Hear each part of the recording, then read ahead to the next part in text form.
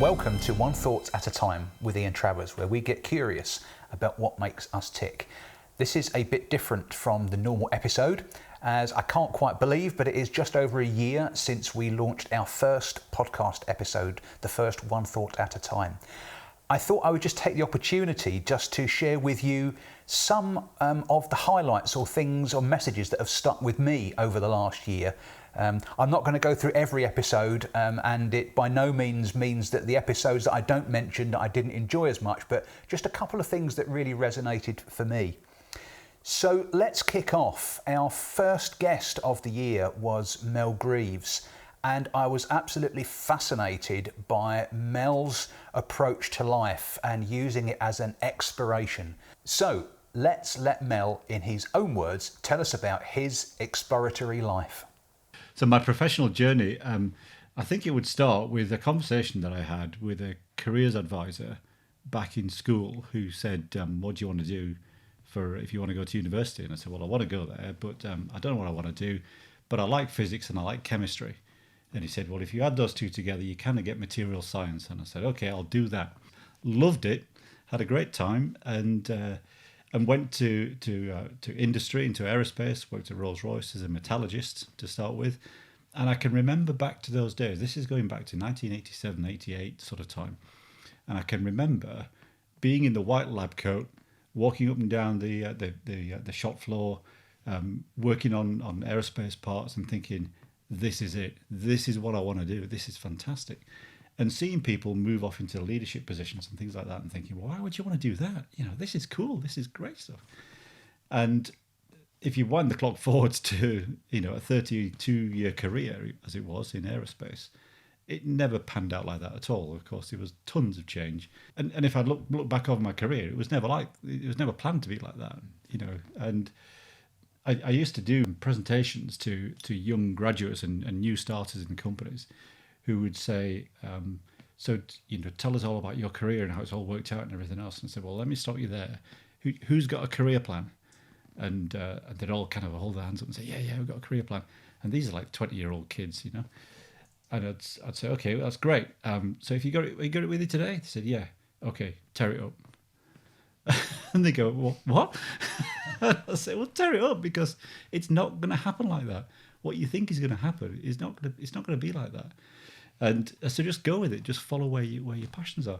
And I did the same. And one of the things that I noticed when I was going through my 30-odd years in a variety of different roles was inevitably you end up with, if you like, a fund of good days and bad days. You start to notice what really counts for a good day and what counts for a bad day and what's going on. And it's became increasingly obvious to me that the days that were really, really good, that are memorable, that I enjoyed, were the days that had a lot of stuff about people development and growing people and stuff like that. So when I was working on leadership programs or helping to shape cultures and stuff like that, I found that immensely rewarding and very, very motivating. And as you get older and older, you start to think, do you know what? Maybe I should just do that all the time. How can I do that? And so hence I've found myself doing what I'm doing today and spinning my 4 plates. For my next clip that I've chosen, it's Marta Zaremba Marsden, talking about how our career paths aren't always what we might expect from people. So why don't we hear from Marta telling us about her less than conventional career path? It's quite a long journey, but I'll try to summarize it. So I'm originally from Poland, and that's where I grew up, went to school, and I was on a standard path, as probably a lot of us, where you go to school, go to uni, get married, have kids, get a serious job, and stay in it till probably you retire. But I was always a little bit more curious and adventurous within my family than my siblings. And at some point, I just ended up in London. I suspended my studies in Poland. I was doing international relations back then, on my route to become some form of either diplomat or some high-powered job somewhere in the public service. And I ended up in linguistics. So I spent 10 years working in linguistics as a translator and interpreter. Absolutely loved that world. I'm still passionate about languages and cultures and travels. But unfortunately, as probably a lot of people know, London is not the cheapest place to live. And when you offer languages such as Polish, English and Spanish, which are quite common, the rates don't pay you very well. So if you do want to ever purchase a property, settle down over there, it was just a no-go. So I changed my career after about 10 years. I moved into, still in linguistics, into account and project management. And then soon enough, another turn happened, or I came across another crossroads, I guess, in my life. And opportunity came up to take a job in Derby at Rolls-Royce in project management. So I took it. And now I'm coming up to 10 years in the Midlands. And I think it's just a standard cycle. I'm coming up to 10 years with Rolls-Royce. So it was the time where I would be thinking, well, actually, this job is now becoming a bit too much of a routine. And I want to learn. I want to carry on learning in my life. So if something becomes just too boring, I guess, I want to change. This process was sped up this time, thanks to COVID. And it made me think. It gave me time to think about, okay, so what is it that I want to do? And because throughout my life, food, drink, sports, it's always been centric to my life. I love cooking. I love going out there and leading a healthy lifestyle. So I thought, well, why don't I do something with this? And I also wanted to take the opportunity to learn the science behind things like nutrition, so that I can then go out there and help people, help others, help the community, and run a business where it's not just for another business, it's for, normal people like me. Wasn't that great? We sometimes think that these career paths that we're told should be are a very, very linear line, and they're just not, are they? Fascinating. My next choice is Monica. Monica Gazy. It was a great conversation. This was one where we spread it over 2 episodes. So the thing that really struck me with the conversation with Monica was we all need this person or people around us who support us and guide us and inspire us. And also in the conversation with Monica, we talked about the role that culture inevitably plays on our lives today. So let's hear Monica talking about her Bob and the role that culture plays. I was lucky enough to have a manager who really, he pushed me further than I would have pushed myself. He placed me in roles. He saw more in me than I did, put it that way. Yeah. He knew what I was capable of, and his name's Bob. I'm forever grateful to Bob. We're still friends. We love Bob. And yeah, when Bob left Network Rail, I found myself lost because I hadn't realised how hard he was pushing me. I was just, again, floating.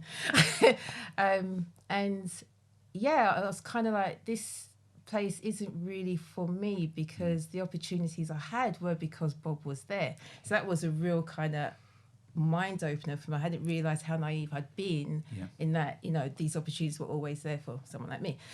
So I was kind of like, I was thinking, it was a few months I was thinking about it. It's like, what does this mean for me? Where do I go? What do I do? If it wasn't for Bob, where would I be? What would my opportunities be? And it was from that thinking that I'd made the decision to leave, to pursue something. In my mind, it was a social enterprise or something that would support women like me, or disadvantaged women. I was never disadvantaged, but disadvantaged women into those roles that I had the opportunity to be in, because I had someone who saw beyond what I saw and believed in me. And I was like, there's women out there who need that too. So that was my step out of Network Rail. Right. So everyone needs a Bob. Everyone needs a Bob. I've told him that too. The younger generation want to work with a company that is value driven, and that's what they're looking for. And that definitely is the mechanism for change. I think it's like what are your values? Are you living your values? It's really, in fact, that is such a good point. The number of, we deal with a number of businesses, and if I think in the past, you walk into a company and sometimes they will have those values on the wall of the reception, and then you walk in and you spend some time talking to people. They're not living those values. They're not living it. Yeah. I'm in those places. They're not living it. You can tell, can't you? When you spend time in a group of people, in an organisation, around people give off their values because it's an output. Yeah. It's like in the coaching circles I'm moving with, it's like BO. Yeah. You can smell your values. It's like you could talk it, but then really people can smell whether you're living it or not. I love that.